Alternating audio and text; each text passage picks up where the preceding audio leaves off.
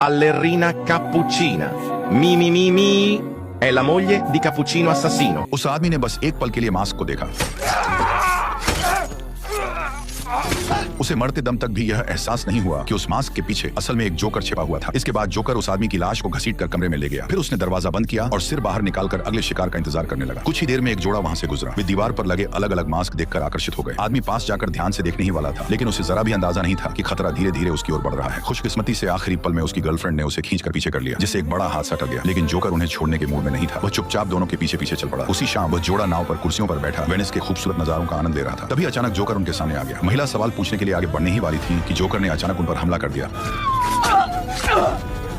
उसने आदमी को कई बार चाकू मारा और फिर उसे पानी में फेंक दिया। पास खड़ी ऐना यह देखकर दहशत में आ गई। वो तुरंत मुड़ी और भागने लगी। अजीब बात यह थी कि नाव पर मौजूद सभी यात्रियों ने यह सब देखा, फिर भी कोई मदद के लिए आगे नहीं आया। मजबूर होकर ऐना को जान बचाने के लिए नाव से कूदना पड़ा। जोकर आराम से उसके पीछे पीछे आ रहा था। ऐना ने जल्दी से अपने साथियों को फोन मिलाया, लेकिन वह अपनी लोकेशन बताने ही वाली थी कि अंधेरे से कौए का मास्क पहने एक व्यक्ति निकल आया। उसी समय जोकर भी वहां पहुंच गया। उस पल ऐना के पास भागने का कोई रास्ता नहीं बचा। अगले ही सेकंड उसे जोर से मारा गया और वह बेहोश होकर जमीन पर गिर पड़ी। जब ऐना के साथी वहां पहुंचे तब तक बहुत देर हो चुकी थी। जोकर ऐना को एक गुप्त कमरे में बंद कर चुका था। अगली सुबह पुलिस ने नदी से एक लाश निकाली। उसके साथी दौड़कर आगे बढ़े और यह देखकर सन्न रह गए कि मरने वाला ऐना का बॉयफ्रेंड था। आज तक ऐना का कोई पता नहीं चल पाया। अपनी साथी को बचाने के लिए कई लोग पुलिस स्टेशन पहुंचे और मदद मांगी। जांच के बाद तीनों को शक हुआ कि जोकर किसी छोड़े हुए ओपेरा हाउस में छिपा हो सकता है। सोचने का समय न होने पर तीनों चुपचाप अंदर घुस गए। उसी शाम जब वे जोकर के निशान ढूंढ रहे थे तभी एक और हादसा हो गया।